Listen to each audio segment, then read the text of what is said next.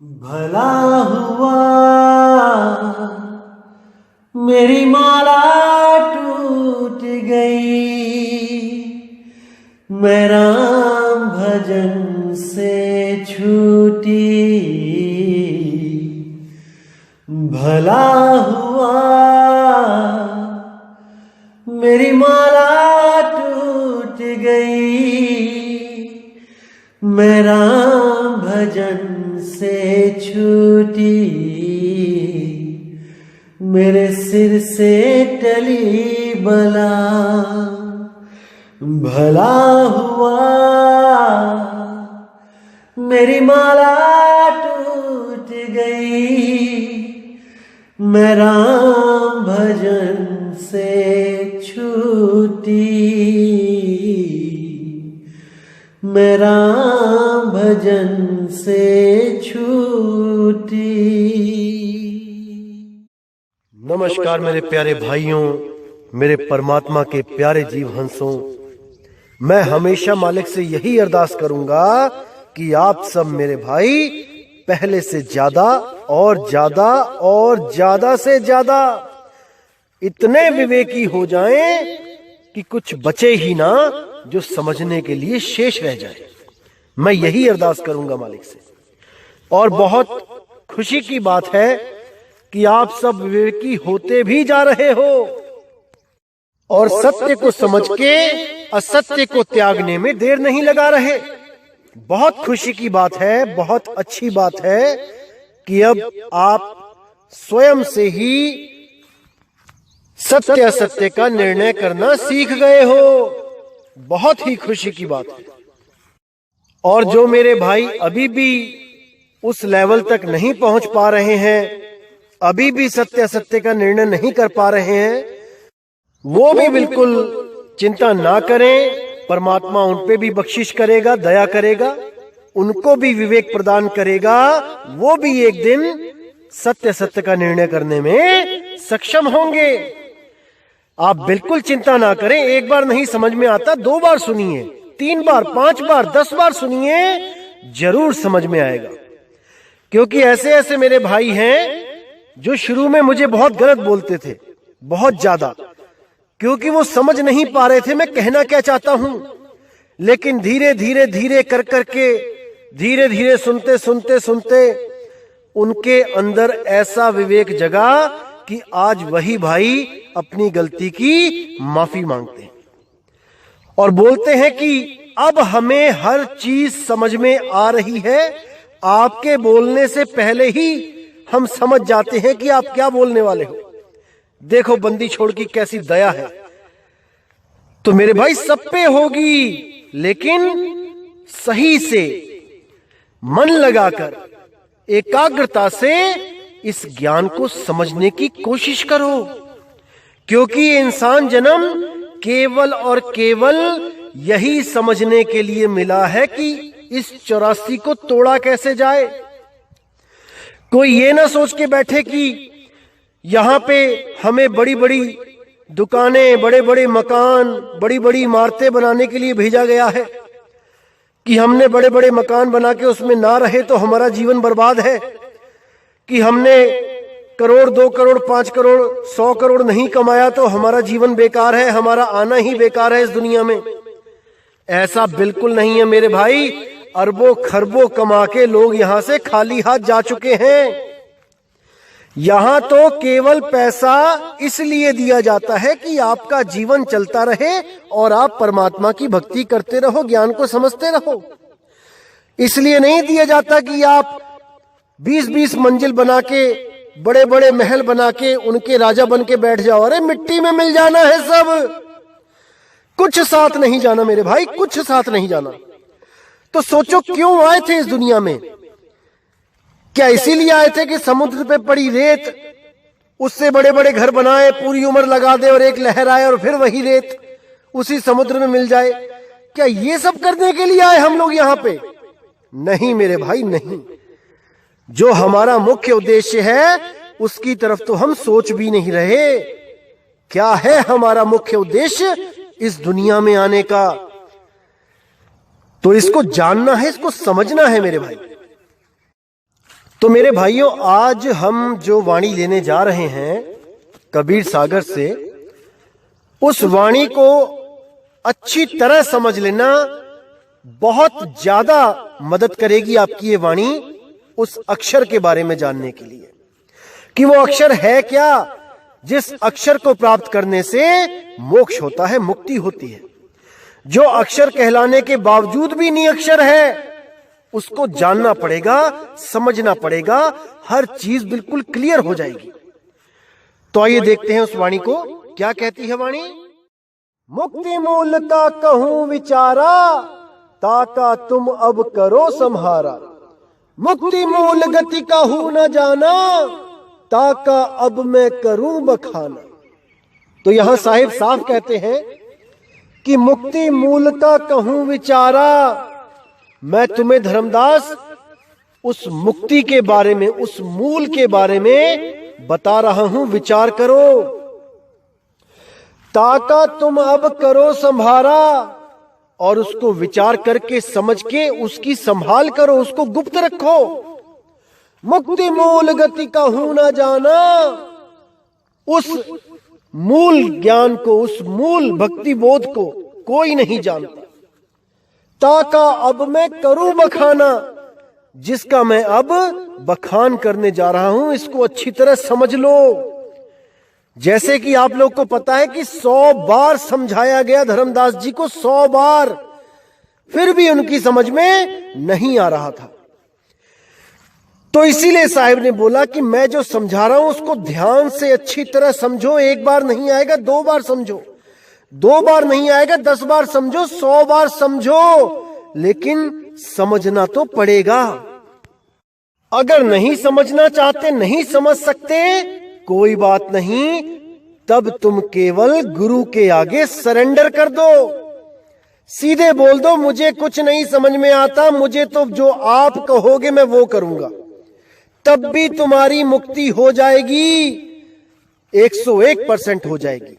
क्योंकि जब सरेंडर ही कर दिया, फिर गुरु का फर्ज बनता है कि शिष्य का मोक्ष करे। लेकिन शिष्य को भी 101% गुरु पर ही भरोसा रखना पड़ेगा, गुरु पे ही विश्वास रखना पड़ेगा, और कुछ मत करे। जो गुरु कहता है केवल वही करे, फिर कोई नहीं रोक सकता उसको मुक्त होने से। तो आगे क्या कहते हैं? मुक्ति मूल अक्षर है एका, धर्मदासता का गहुटे का। जो अक्षर सो उतरा भव पारा, सो अक्षर अक्षर से न्यारा। अब यहां बिल्कुल क्लियर कर दिया कि मुक्ति मूल अक्षर है एका। वो अक्षर अविनाशी, वो मुक्ति का मूल है, मूल। उस एक अक्षर को जाने बिना कोई मुक्त नहीं हो सकता। धर्मदास ताका गहूं टेका। हे धर्मदास, उसी की बात बताने, उसी एक अक्षर को बताने मैं इस दुनिया में आया हूं। उसी एक अक्षर को बता के दूसरे अक्षर से मुक्ति दिलवाने आया हूं। इसीलिए साहिब ने बोला, कहे कबीर अक्षर 2 भाग, होगा खसम तो लेगा राख। ऐसा गुरु ढूंढ लो जो 2 अक्षरों का भेद आपको अच्छी तरह समझा दे। उनमें से इस अक्षर को ग्रहण करवा दे जो अविनाशी अक्षर है, और जो 52 अक्षर है उसको छुड़वा दे। इसीलिए मदन साहिब ने बोला, सोई गुरु पूरा कहावे, 2 अक्षर का भेद बतावे।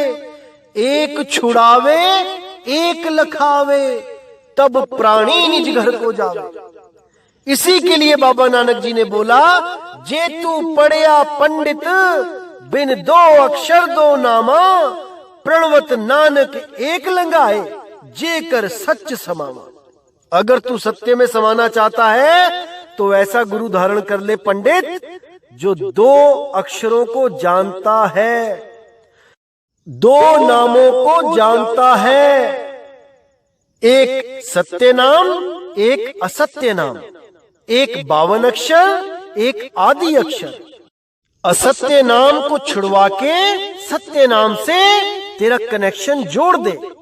52 अक्षरों को छुड़वा के उस आदि अक्षर का ज्ञान तुझे दे दे, तब तो तेरी मुक्ति है पंडित, नहीं तो पोथी पढ़ पढ़ जग मुआ, भयो न पंडित कोई। तेरी वही हालत हो जाएगी कि सारी उम्र पढ़ता भी रहा और अंत समय कुछ हाथ भी ना आया, सारे उम्र नाम जपता भी रहा, अंत समय कुछ हाथ ना आया। इसीलिए गरीबदास जी ने बोला, एक नाम को जानकर दूजा दे बहाए, तीरथ व्रत जप तप नहीं, सतगुरु शरण समाए। कि हे जीव, एक नाम को जान ले और दूजे को बहा दे, बहा, किसी नदी में किसी नाले में बहा दे। कौन से नाम को बहाना है, कौन से नाम को जानना है, इसको समझना पड़ेगा। जब इसको समझ जाओगे तो हर चीज क्रिस्टल क्लियर हो जाएगी कि क्या है हीरा और क्या है कांच। एक नाम को जानकर, यानी सत्य नाम, उस सच्चे नाम को जानकर, वो ऐसा नाम है जो बोलने लिखने पढ़ने में नहीं आता, उस नाम को जानकर दूजा दे बहाए। ये जितने भी पढ़ने लिखने बोलने वाले नाम हैं, कितनी ही भाषाओं के नाम हैं, चाइनीज, जापानीज, उर्दू, हिंदी, पंजाबी, गुजराती, मराठी, जितने भी नाम हैं, जितनी भी भाषाएं हैं, इन सबको किनारे कर दो। एक नाम को जानकर दूजा दे बहाए, तीरथ व्रत जप तप नहीं, सतगुरु शरण समाए। ना किसी तीर्थ जाने की जरूरत है। आजकल तो जेलों को भी धाम बना दिया गया कि चलो जेल धाम चलते हैं। अरे सारे ही बाबे जेलों में बैठे हैं तो सारी दुनिया घर बार छोड़ के वहीं तंबू लगा के बैठ जाओ, सुबह दोपहर शाम दर्शन करो और वहीं तंबू में ही मुक्त हो जाओ। ऐसा मूर्ख बना दिया है इन लोगों ने कि क्या बताऊं। अरे मेरे भाई, शब्द गुरु है वो जिसकी शरण में जाके मोक्ष मिलता है, मुक्ति मिलती है। ना कि ये जेलों में बैठे हुए भगवान लोग ये आपको मुक्तियां देंगे। अरे इनकी तो अपनी मुक्ति नहीं हो रही, आपको मुक्त कहां से करेंगे। अपनी मुक्ति के लिए अच्छे से अच्छा वकील करके बैठे हैं, करोड़ों रुपए देके, वही मुक्त नहीं करवा पा रहे हैं। तुम्हारी मुक्ति कौन करवाएगा मेरे भाई, कौन करवाएगा। अभी भी समझ लो, जान लो, शब्द गुरु से प्रेम कर लो। शब्द गुरु के बिना कोई नहीं है जो तुम्हारी फरियाद सुने। वो इतना दयाल है कि वो गर्भ तक में तुम्हारी रक्षा करता है। समझ जाओ इस बात को मेरे भाई, समझ जाओ। नहीं तो अगर ये बाबे जेलों में ही समाप्त हो गए, वहीं पे प्राण त्याग दिया, तो इन्हीं जेलों को 4 धाम घोषित कर दिया जाएगा। फिर 4 धाम इन्हीं जेलों के चक्कर लगा के पूरे किए जाएंगे। निकल जाओ इस पाखंडवाद से मेरे भाई, निकल जाओ। ये सब कहानियों में ही अच्छा लगता है कि एक जज ने परमात्मा के सच्चे भगत को सजा देना चाहा और उसने जितनी बार कागज पे लिखा कि इसको फांसी दे दो, वहां पे अक्षर अपने आप बदल गए कि इसको बाइज्जत बरी कर दो। ये सब वहां होता है मेरे भाई जहां समर्थ गुरु होता है। अरे यहां पर तो जजों को छींक तक नहीं आई, जुकाम तक नहीं हुआ, अक्षर बदलने की तो बहुत दूर की बात है। क्यों नहीं समझते आप लोग इस पाखंडवाद को। इससे बाहर आ जाओ, सत्य कुछ और है जो आपको दिखाया नहीं जा रहा है। अब सत्य को दिखाया जा रहा है तो आप लोग समझने को तैयार नहीं हो। अच्छी तरह समझ लो मेरे भाई कि किसी भी ज्ञान के साथ पक्षपात नहीं करना चाहिए।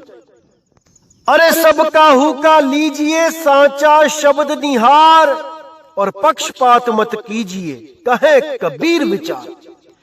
कोई भी भाई, कोई भी साधु संत, कोई भी अगर सत्य की बात कर रहा है तो उसको सुनो, उसको समझो और उस पे विचार करो। पक्षपात कभी मत करो कि ये हमारे धर्म का नहीं है, ये हमारी जात का नहीं है, ये हमारा इंडियन नहीं है, ये कोई अमेरिकन भाई सत्संग कर रहा है, इसको क्या पता परमात्मा क्या होता है। ऐसा बिल्कुल नहीं होता मेरे भाई।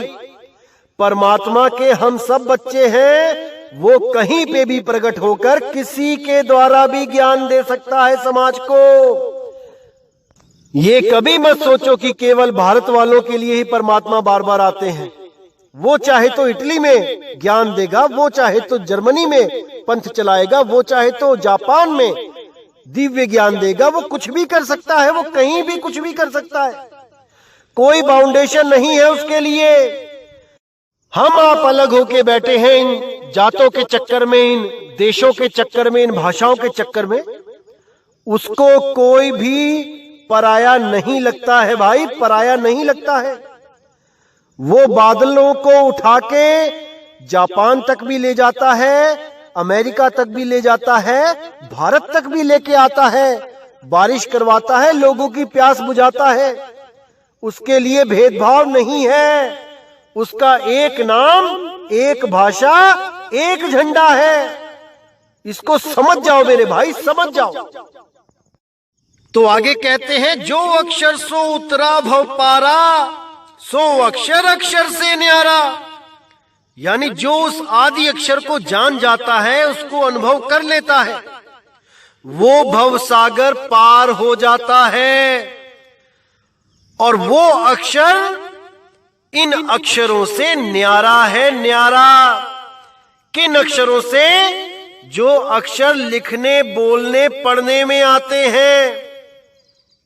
जिस अक्षर को बोलने के लिए होठ, कंठ, जीभ लगता है, उनसे वो आदि अक्षर न्यारा है। क्योंकि वो अक्षर में नहीं, वो निअक्षर है। अक्षरों में नहीं आता वो अक्षरों से पार निअक्षर है। जिसके लिए बोला गया, होठ कंठ लागे नहीं, जीव्या नहीं उच्चार, गुप्त वस्तु जो लखे, सो निज हंस हमार। यानी होठ, कंठ, जीव्या ये लगता ही नहीं है उस अक्षर में। ये उन अक्षरों में लगता है जिनको छोड़ना है। चाहे वो कोई भी अक्षर क्यों ना हो, काखा, गागा, अंगा, चाछा, जाजा, कोई भी अक्षर, चाहे वो आ क्यों ना हो, अगर वो गले से निकलता है उसको तत्काल त्याग दो। क्योंकि होठ कंठ लागे नहीं, उसके कंठ भी नहीं लगता है मेरे भाई। इस चीज को जितनी जल्दी समझ लोगे उतना ही जल्दी कल्याण होगा, कल्याण। इसलिए 52 अक्षरों से परे हो जाओ और उस आदि अक्षर को, जिसके द्वारा ये आ भी बनता है, उसको जानो। वो क्या है? जो आ से भी न्यारा है, उसको पकड़ो। तो आगे कहते हैं, ताको नहीं जाने संसारा, अक्षर बिना ना उतरे पारा। कि उसको कोई नहीं जानता पूरे संसार में, सब के सब इन्हीं अक्षरों में ही उलझे पड़े हैं। यहां तक कि ब्रह्मा, विष्णु, महेश जो हमारे आदि पुरुष कहलाते हैं इस दुनिया में, वो भी अक्षरों से पार नहीं जा पाए, वो भी मंत्रों से पार नहीं जा पाए। उनको भी जो साधनाएं मिली, आप वेद पुराण उठा के देख लीजिए, वो भी मंत्रों के ही अधीन रहे और उन्होंने समाज को मंत्र ही दिए। किसी ने महामृत्युंजय मंत्र दे दिया, किसी ने कोई मंत्र दे दिया, किसी ने कुछ मंत्र दे दिया। केवल कबीर साहब ने बोला, तंत्र मंत्र सब झूठ है, इनमें ना उलझे कोई, सार नाम जाने बिना कागा हंस न होए। वो सार नाम एक ऐसा नाम है जो दुनिया की किसी भी किताब में, किसी भी ग्रंथ में नहीं लिखा है। वो किसी ग्रंथ में नहीं लिखा है। वो नाम देने के लिए स्वयं परमात्मा इस दुनिया में आते हैं इंसान रूप धारण करके, और अपने चुने हुए संत को वो गुप्त ज्ञान देकर चले जाते हैं और आगे प्रचार वही करता है। उसी के द्वारा सारी दुनिया को जगाया जाता है, लेकिन वो हमेशा गुप्त ही रहता है। वो कभी इस मान बढ़ाई में नहीं आता कि उसको परमात्मा ने इस दुनिया में भेजा है। वो हमेशा शांत रहता है। वो इन मान बढ़ाइयों से परे है, परे। वो कभी चीख चीख के नहीं बोलता कि मैं ही वो हूं, जिसको परमात्मा ने यहां भेजा है। समझ जाओ मेरे भाई, इस बात को समझ जाओ। इसीलिए साहिब ने बोला, बड़ा बड़ाई ना करे, बड़े ना बोले बोल, हीरा कबहू ना कहे लाख टका मेरा मोल। हीरा कभी नहीं बोलता कि मैं इतने रुपए का हूं, इतना कीमती हूं, इतना महंगा हूं। अरे जो हीरे का पारखी होता है वो स्वयं ही जान जाता है कि ये अनमोल है, अनमोल। उसको बोलने की जरूरत नहीं पड़ती। लेकिन आज के समय में ये सब घोषित करने में लगे हैं कि मैं ही परमात्मा हूं, मैं ही बंदी छोड़ हूं, मैं ही कृष्ण हूं, मैं ही भगवान हूं, मैं ही निरंकार हूं। ये सब के सब केवल भ्रमित करने के लिए इस दुनिया में आए हैं। जो परमात्मा का सच्चा हंस होता है वो कभी नहीं बोलता कि मैं निरंकार हूं, मैं परमात्मा हूं, मैं कबीर हूं, मैं विष्णु हूं, मैं राम का अवतार हूं, मैं कृष्ण का अवतार हूं। ऐसा कुछ नहीं बोलता वो। और जो भी ऐसा बोल दे, समझ जाना मेरे भाई कि आपको मूर्ख बनाने के लिए वो इस दुनिया में आया है, केवल आपका शोषण करने के लिए। तो ऐसे लोगों से मेरे भाई हमेशा सावधान रहना है। तो क्या कहती है वाणी आगे? ताको नहीं जाने संसारा, अक्षर बिना ना उतरे पारा। यानी कि उस अक्षर के बिना कोई पार नहीं जा सकता। जो अक्षर इन ग्रंथों में नहीं मिलेगा वो केवल भेदी गुरु के पास है। अक्षर अक्षय तुम चीनो भाई, अक्षर माही रहो समाई। अब कितना क्लियर कर दिया यहां पर कि उन दोनों अक्षरों में इस अक्षर को जो अक्षय है, अक्षय का मतलब होता है जिसका कभी नाश ना हो, जो 52 अक्षरों से परे है, क्योंकि 52 अक्षरों का तो नाश हो जाता है। कबीर साहब कहते हैं 52 अक्षर लोक त्रय, सब कुछ इन्हीं माही, ये आखिर खिर जाएंगे। उन्होंने साफ बोल दिया कि ये नष्ट हो जाएंगे सारे, वो आखिर इनमें नहीं। वो कौन सा अक्षर है? वो ये वाला अक्षर है। अक्षर अक्षय तुम चीनो भाई, उसको चीन लो, उसको जपना नहीं है, चीनना है। अक्षर अक्षय तुम चीनो भाई, अक्षर माही रहो समाई। यानी उस आदि अक्षर में अपनी सुरती को रमा दो, उसमें समा जाओ। अगर एक बार उसमें समा गए तो तुम्हें काल नहीं पकड़ पाएगा। अक्षर अक्षय तुम चीनो भाई, अक्षर माही रहो समाई।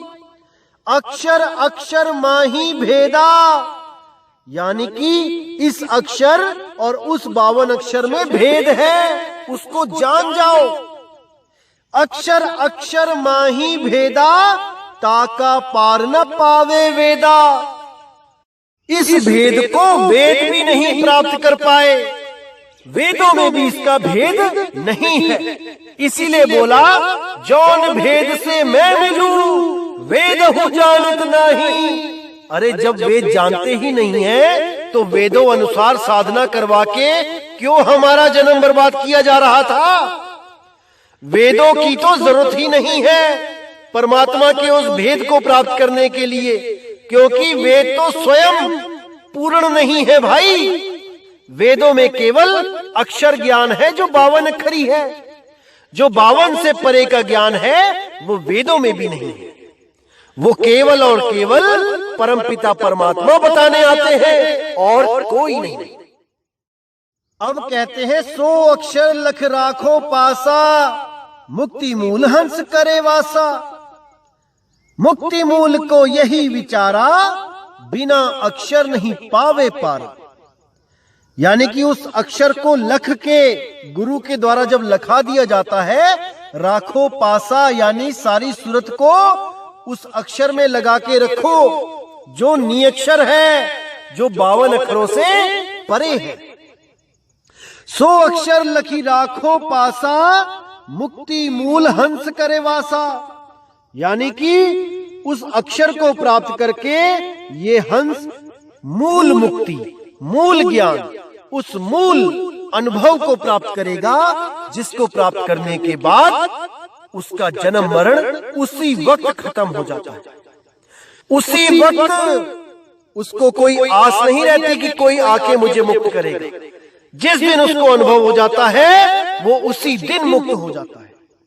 मुक्ति मूल को यही विचारा, बिना अक्षर नहीं पावे पारा। यानी उस आदि अक्षर के बिना कोई मुक्त नहीं हो सकता, कोई भी नहीं। अब कहते हैं अक्षर आदि अनादि है, नी अक्षरता पार, यही भेद जाने बिना डूबा सब संसार। यानी वो अक्षर आदि अनादि है, वो अविनाशी अनाद से है। नी अक्षरता पार, इन अक्षरों से पार वो नी अक्षर है। इन 52 अक्षरों से परे वो नी अक्षर है। यही भेद जाने बिना डूबा सब संसार। यही भेद जो नहीं जान पा रहे हैं लोग, उसी की वजह से डूब रहे हैं, भव सागर में गोते खा रहे हैं। अगर वो जान जाएं कि इन 52 अक्षरों से परे एक ऐसा अक्षर है जो नी अक्षर है, नी तत्व है, निज नाम है, तो मेरे भाई कोई ऐसा ना रहेगा जो भव बंधन से पार ना हो। सबके सब इस 84 को छोड़ के हमेशा के लिए परमात्मा स्वरूप में स्थित हो जाएंगे। अपने आत्म स्वरूप को प्राप्त करके हमेशा के लिए बंधन मुक्त हो जाएंगे। लेकिन उसके लिए केवल और केवल भेदी गुरु की जरूरत पड़ती है, उसकी शरण की जरूरत पड़ती है। भेदी गुरु की शरण में जाके तन मन धन अर्पण करके उसके कहे पर चलो तो ऐसा कोई नहीं रहेगा जो इसी जन्म मरण में धक्के खाए। सबके सब पार होंगे मेरे भाई, सबके सब पार होंगे। क्योंकि बंदी छोड़ यही चाहता है कि आप पहले ज्ञान को समझ लो, फिर उस पे अमल करो और अनुभव ज्ञान की प्राप्ति करके इन सब बंधनों को तोड़ के सदा सदा के लिए मुक्त हो जाओ, मुक्त। और इस मुक्ति के लिए सबसे पहले अपने आप को तैयार करो, प्रिपेयर करो कि जब भी भक्ति करूंगा निस्वार्थ भक्ति करूंगा। कभी इसलिए भक्ति नहीं करूंगा कि मुझे इस दुनिया का कोई पदार्थ चाहिए।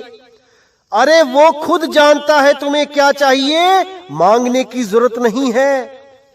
बिन बोलिया सब कुछ जानदा, किस आगे कीजे अरदास। किसके आगे अरदास करोगे? वो घट घट की पट पट की जाने, उसको सब पता है कि तुम्हें क्या चाहिए, कब चाहिए। तुम्हारे मांगने पर वो कुछ नहीं देने वाला, क्योंकि तुम्हें तो मांगना भी नहीं आता। कितने लोग ऐसी चीजें मांग लेते हैं जो आगे चल के उनके नाश का कारण बनता है। इसीलिए वो केवल वही देता है जो तुम्हारे भले के लिए है, केवल वही बख्शिश करता है। इसलिए मांगो मत, उसके देने पर विश्वास रखो कि वो तुम्हें क्या दे रहा है।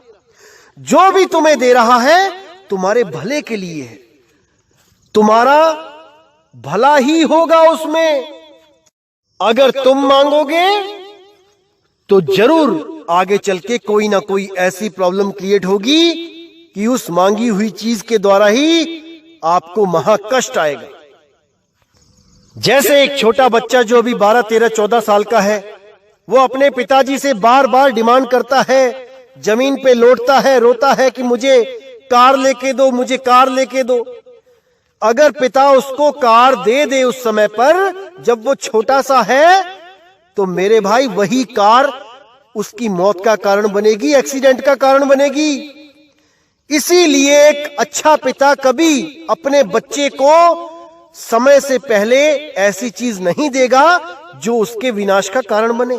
भले ही बच्चा कितना रोता रहे, वो ऐसी चीज कभी नहीं देगा। इसी तरह जब आपको वो चीज नहीं मिल रही होती है जो आप चाहते हो, तो समझ जाना कि उस चीज से आपका महाविनाश होने वाला है।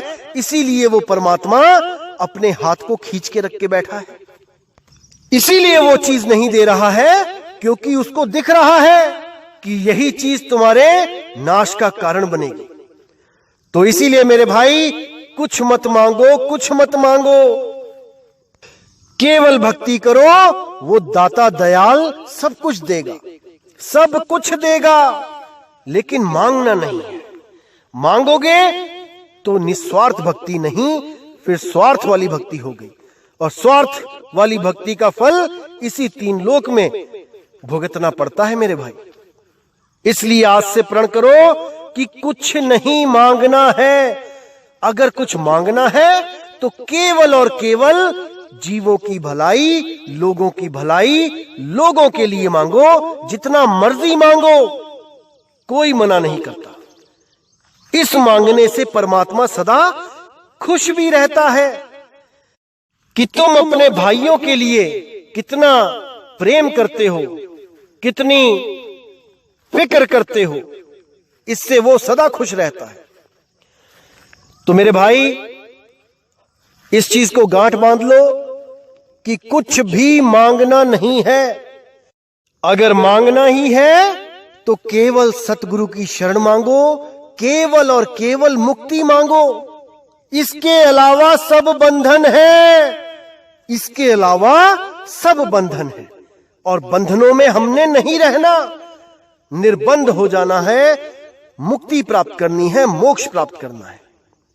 तो इसी के साथ दोस्तों मैं सत्संग समाप्त करता हूं, और उस बंदी छोड़ से फरियाद करता हूं कि आप सब मेरे भाइयों का विवेक पहले से ज्यादा बढ़ाए, और इतना अटूट विश्वास पैदा करवाए उस निशब्द परमात्मा से कि कोई भी काल का दूत आपको हिला ना सके, कोई भी अधूरा गुरु आपको भ्रमित ना कर पाए। इन मंत्रों, इन अक्षरों के चक्कर में, इन श्वासों के जाप के चक्कर में, इस अनहद नाद के चक्कर में कोई भी भ्रमित ना कर पाए। तो इसी के साथ मुझे विदा करें। जय गुरु बंदी छोड़ वैराग साहिब, जय गुरु बंदी छोड़ साधु शरण साहिब, जय गुरु बंदी छोड़ बाबा मदन साहिब, बाबा नानक साहिब, बाबा गरीबदास साहिब, बाबा रविदास साहिब। जय जय सतगुरु बंदी छोड़ सतगुरु सत्य कबीर साहिब की सदा ही जय हो, सदा ही जय हो मेरे मालिक की साहिब बंदगी। सतनाम।